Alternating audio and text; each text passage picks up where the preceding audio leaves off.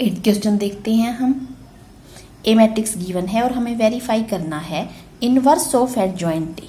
Adjoint A के ऊपर inverse लगा है, तो जो एडजॉइंट ए जब हम निकालेंगे जो मैट्रिक्स आएगा उसका हमें इनवर्स निकालना पड़ेगा और उसको हमें इक्वल दिखाना है एडजॉइंट ऑफ ए इनवर्स। तो ए इनवर्स निकालेंगे, उसका जो मैट्रिक्स आएगा उसका एडजॉइंट निकालेंगे और इन दोनों को हमें, ये दोनों इक्वल आएंगे, ये वेरीफाई करना है।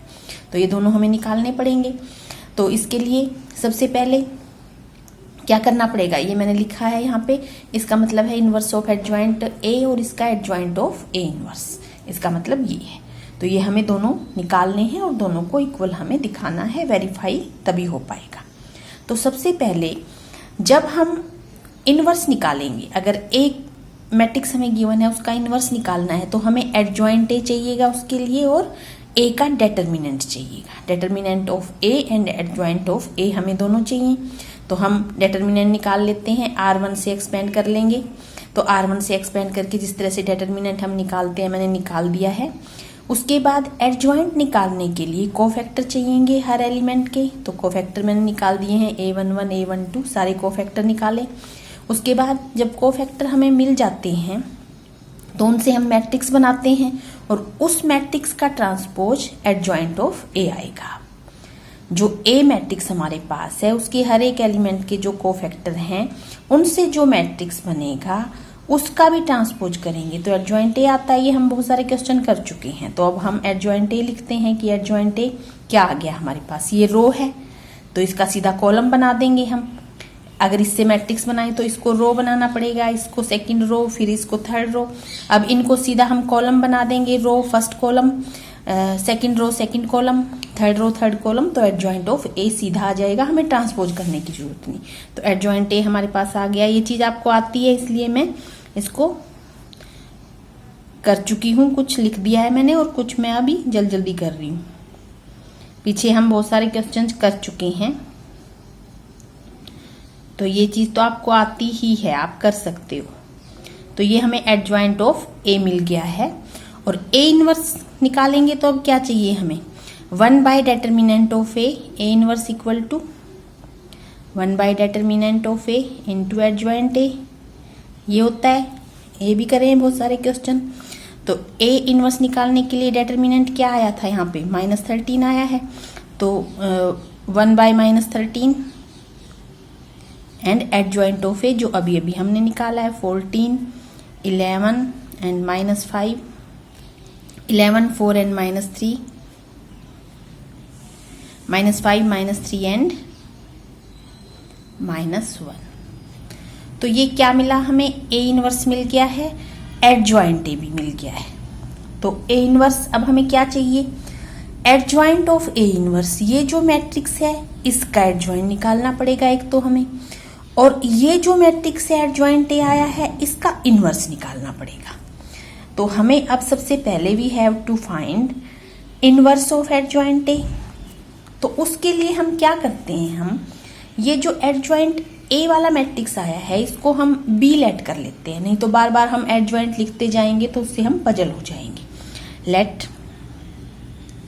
बी इक्वल एडजॉइंट ऑफ ए।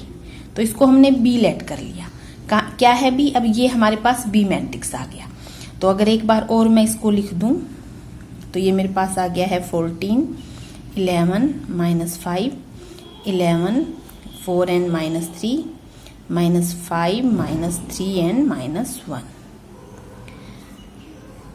अब b इक्वल ये आ गया। अब एक बार इसको भूल जाओ, b ये एक नया मैट्रिक्स है हमारे पास। अब इसका इनवर्स निकालना है, उसके लिए हमें इसका डेटर्मिनेंट चाहिए और इसके कोफैक्टर चाहिए, कोफैक्टर से इसका एडजॉइंट चाहिए। तो अब हमें b इनवर्स निकालना है तो उसके लिए हमें चाहिए डेटर्मिनेंट ऑफ b। तो डेटर्मिनेंट ऑफ b निकालेंगे हम, किसी भी रो या कॉलम से एक्सपेंड कर लेते हैं। तो फर्स्ट से करते हैं तो ये बन जाएगा हमारे पास 14, -4, -9, -11, -15, माइनस का साइन आएगा और फिर -5 एंड -33 एंड +20 बनेगा। तो ये हमारे पास आ जाएगा 14 एंड -13 -182। उसके बाद प्लस का साइन माइनस माइनस प्लस हो जाएगा, ये माइनस और 26 और प्लस मल्टीप्लाई करेंगे तो 286 एंड ये भी प्लस हो जाएगा और 65 माइनस करने के बाद और मल्टीप्लाई करने के बाद तो इक्वल टू में आ गया है। डेटर्मिनेंट हमें मिल गया है 169। तो डेटर्मिनेंट निकाला है मैंने, बस और कुछ नहीं। डेटर्मिनेंट मिल गया है जो बी हमने मैट्रिक्स लेट किया है। अब उसके बाद उसका एडजॉइंट चाहिएगा। अब हमें क्या चाहिएगा? एडजॉइंट ऑफ बी चाहिएगा। हमें क्या चाहिए? हमें इसका इन्वर्स चाहिए जिसको हमने बी माना है। तो बी का इन्वर्स अगर हमें चाहिए तो हमें ये सारी चीजें चाहिए, ये चाहिए होगा। तो इसके लिए डेटर्मिनेंट तो निकाल दिया अभी ये निकाला है डेटर्मिनेंट। अब हमें एडजॉइंट बी और चाहिएगा। तो एडजॉइंट बी के लिए हमें, जैसे हम ए मैट्रिक्स सेलेक्ट करते हैं, कोई मैट्रिक्स ए है तो हम A11 कोफैक्टर निकालते हैं तो उसको कैपिटल A11 से A12 से दिखाते हैं। अब मैट्रिक्स बी है तो हम कैपिटल B11 B12 से उसके कोफैक्टर को दिखाएंगे। तो अब जो बी मैट्रिक्स हमारे पास है, मतलब जो एडजॉइंट ए आया था उसके कोफैक्टर हम निकाल रहे हैं। किसके कोफैक्टर? इसके कोफैक्टर अब हम निकालने वाले हैं। तो निकालते हैं। B11 आ जाएगा हमारे पास -13, मैं थोड़ा जल्दी लिखती हूँ, B12 सेकेंड, B12 ये और ये हटाएंगे तो ये बन गया हमारे पास 26 और B13 साइन पॉजिटिव होएगा, ये और ये हटाएंगे तो ये -33 एंड प्लस में 20 तो ये बन जाएगा हमारे पास -13 26 -39 पॉजिटिव साइन ही रहेगा तो माइनस का ही रहेगा। B23 नेगेटिव साइन है तो +13 आएगा तो -13 हो जाएगा। इसमें फिर से पॉजिटिव साइन तो माइनस का ही रहेगा 13। 32 तो इसमें साइन नेगेटिव हो जाएगा, 13 आया है तो -13 हो जाएगा और 33 65 माइनस। तो ये हमें कोफैक्टर मिल गए हैं। अब हम एडजॉइंट इसका जो इनका जो मैट्रिक्स बनता है उसका ट्रांसपोज एडजॉइंट ऑफ बी आएगा तो सीधा हम एडजॉइंट ऑफ बी ही लिखेंगे। उसमें हम क्या करते हैं, ये कॉलम ये रो बनती है तो इसको हम कॉलम बना देते हैं। तो हमारे पास आ गया है -13 26 एंड -13 एंड सेकेंड 26 -39 एंड फिर से -13 है, यहाँ पे -13 -65 तो ये हमें एडजॉइंट बी मिल गया। एंड बी इनवर्स निकालना है तो 1 by determinant of B, determinant आया था 1/169 बन गया, डेटर्मिनेंट ऑफ बी ये आया था एंड एडजॉइंट ऑफ बी हमें यहाँ पे लिखना पड़ेगा। और एडजॉइंट ऑफ बी अभी निकाला ही है हमने, -13 26 -13 26 -39 फिर से -13 -13 एंड -65। तो इसका मतलब क्या है? बी इनवर्स जो आया है इसका मतलब बी हमने किसको माना था? एडजॉइंट ए को। तो हमारे पास क्या आ गया? ये आ गया है हमारे पास एडजॉइंट ए का इनवर्स आ गया। बी इनवर्स मतलब बी की जगह पे हमने एडजॉइंट ए लिख दिया।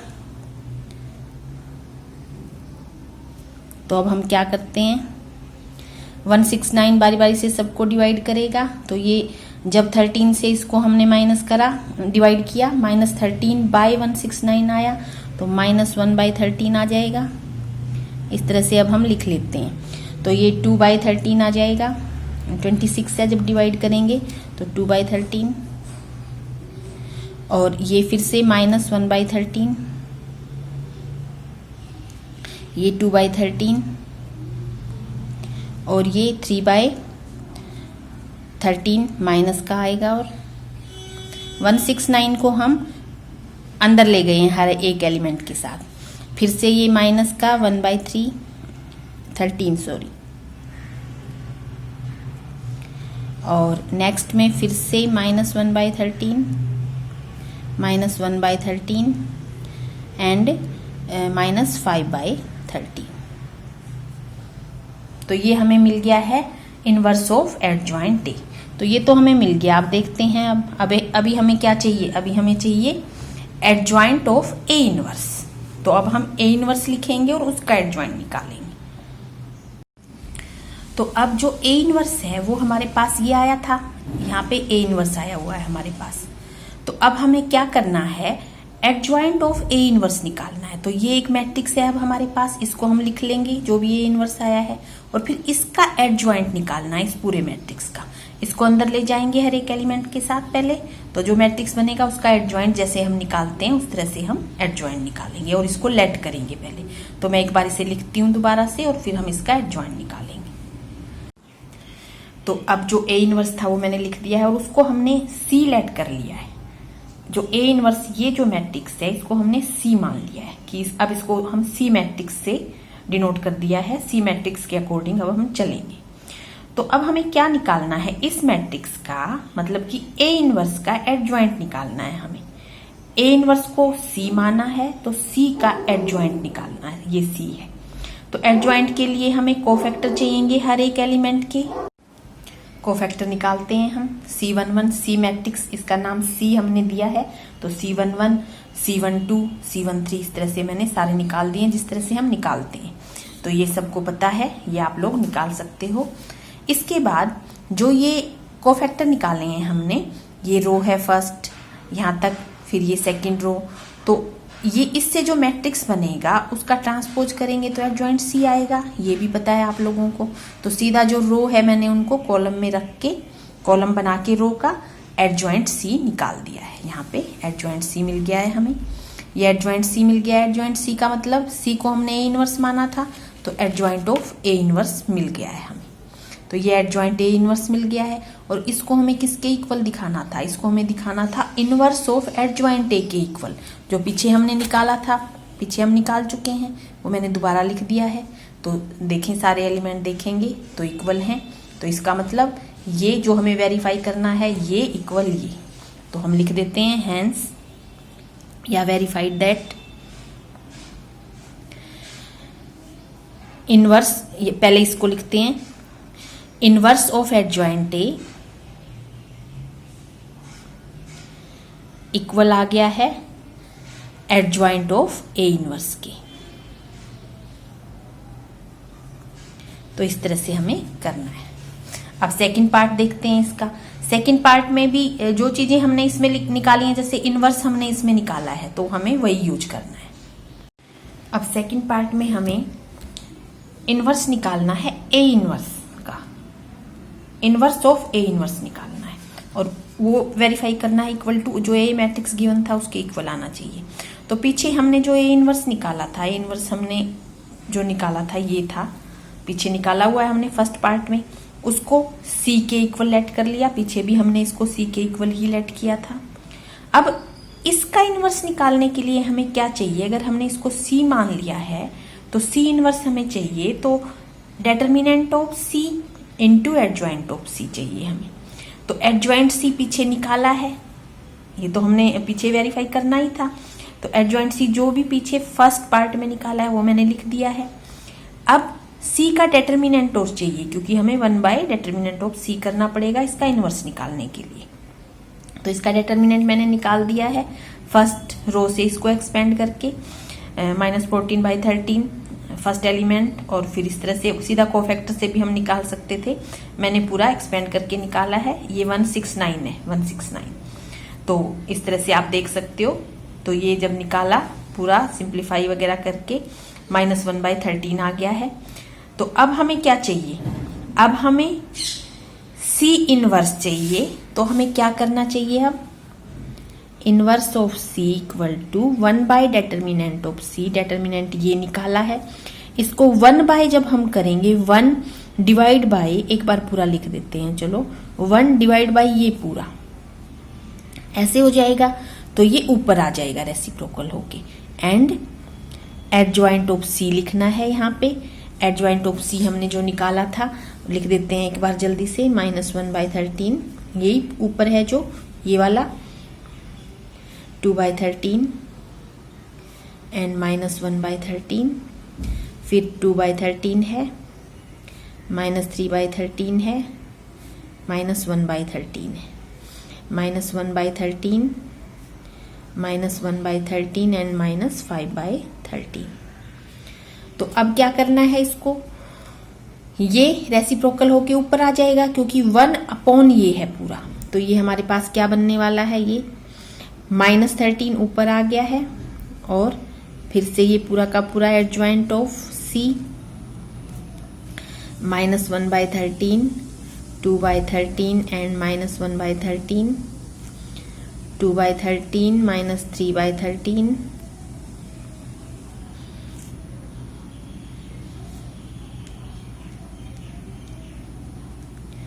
हर एक एलिमेंट के साथ जब -13 जाएगा तो हमारे पास क्या मिल जाएगा, सी इनवर्स निकाल रहे हैं हम। सी इनवर्स का मतलब ए इनवर्स, ए इनवर्स को हमने सी माना था तो यहाँ पे ए इनवर्स रखेंगे, तो ए इनवर्स का भी इनवर्स हम निकाल रहे हैं और वो क्या आ गया, जब -13 इसके साथ गया तो यहाँ पे 1 बनेगा। उसके बाद सेकंड में जब ये -13 इसके साथ जाएगा, मतलब इसको के साथ मल्टीप्लाई होएगा यहाँ पे, तो 13 से 13 कैंसिल होके -2, नेक्स्ट में माइनस माइनस प्लस होके फिर से 1, इसमें -2 फिर से, इसमें 3, माइनस माइनस प्लस हो जाएगा, फिर से minus minus plus 1 and 1 1 and 5। और ये किसके इक्वल है, ये मैट्रिक्स वही मैट्रिक्स है जो स्टार्टिंग में गिवन था, इक्वल टू ए मैट्रिक्स। तो वेरीफाई हो गया।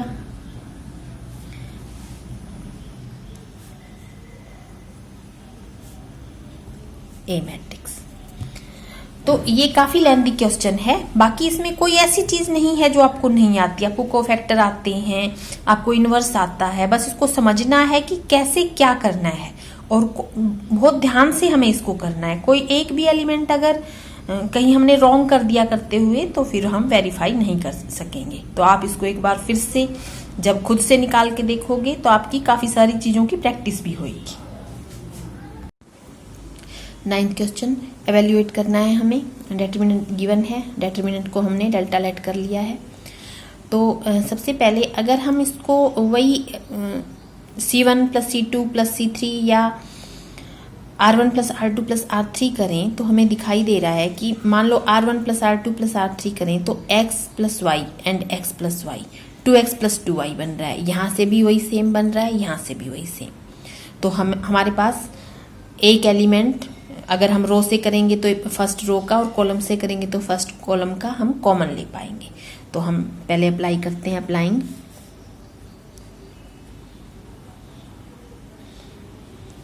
R1 पे लगा देते हैं, R1 + R2 + R3।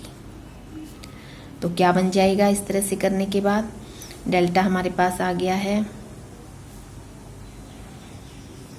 तो R1 पे लगाया है तो x + y + x + y 2x + y बन जाएगा। तो 2x + y 2 पहले ही कॉमन लेके मैं लिख देती हूँ। सेकंड एलिमेंट भी 2x + y ही बनने वाला है, थर्ड एलिमेंट भी 2x + y ही बनने वाला है। बाकी जो है हम लिख देते हैं y x + y and x + y x and y, ये हमने लिख दिया है ऐसे ही। अब दिख रहा है हम कॉमन ले पाएंगे, taking common 2x + y from R1, common 2x + y from R1। फिर हम 0 बनाने की कोशिश कर लेते हैं क्योंकि 1 1 आएगा तीनों एलिमेंट में R1 के में। तो ये इक्वल आ गया हमारे पास 2x + y जब हमने कॉमन ले लिया तो यहाँ हमारे पास बच गया है 1 1 एंड 1। बाकी सारा जो कुछ है कोई चेंज नहीं होगा।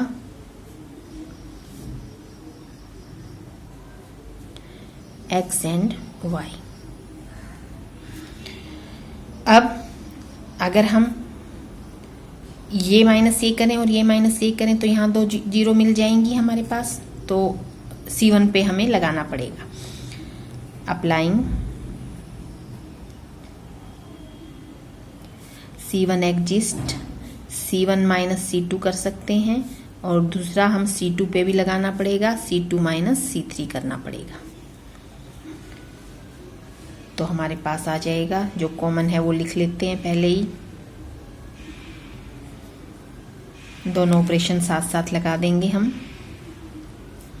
1 माइनस 1 0, वाई इसके sign change, minus X minus Y minus कर रहे हैं तो Y Y cancel, minus X, and ये माइनस ये करेंगे तो एक्स कैंसिल, यहाँ पे वाई, और अब ये माइनस ये वाला ऑपरेशन लगा रहे हैं। अब ये माइनस ये करा तो 0, ये माइनस ये करा तो वाई, और ये माइनस ये करा तो एक्स माइनस वाई, और थर्ड कॉलम में कोई चेंज नहीं होगा।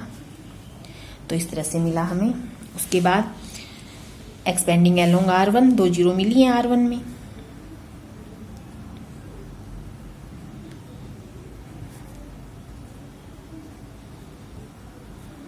टू एक्स प्लस वाई है ही,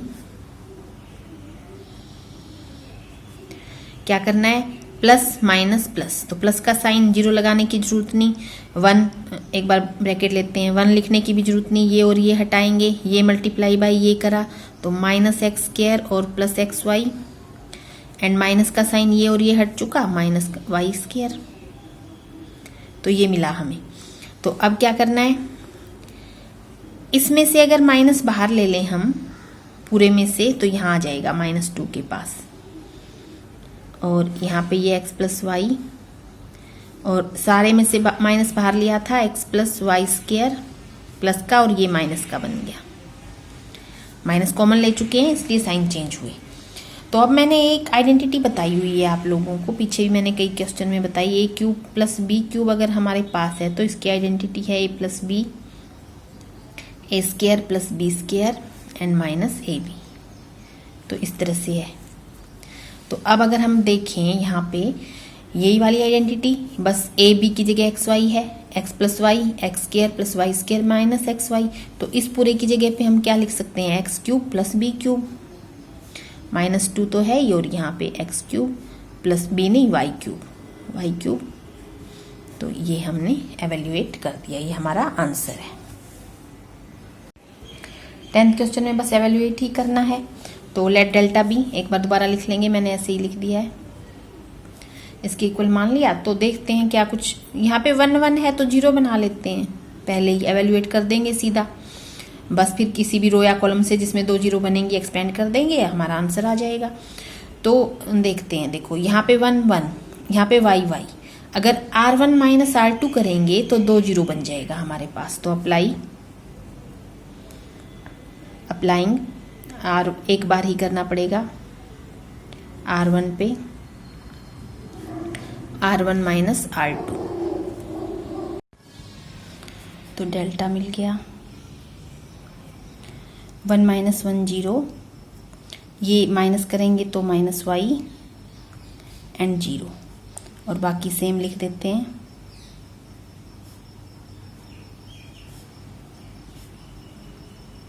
दो 0 मिल गई हैं, एक्सपेंडिंग अलोंग R1,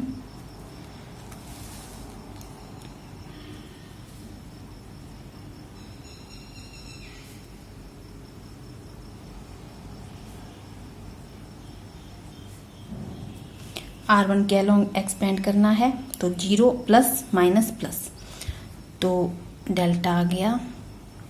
ये लिखने की जरूरत नहीं, इसका साइन माइनस का आएगा तो minus multiply minus Y plus Y हो जाएगा, एंड ये और ये हटाने के बाद x plus Y multiply by 1 X plus Y and minus Y multiply by 1 minus Y, Y से वाई कैंसिल, तो बाहर वाई अंदर x रह जाएगा, तो आंसर आ गया एक्स वाई।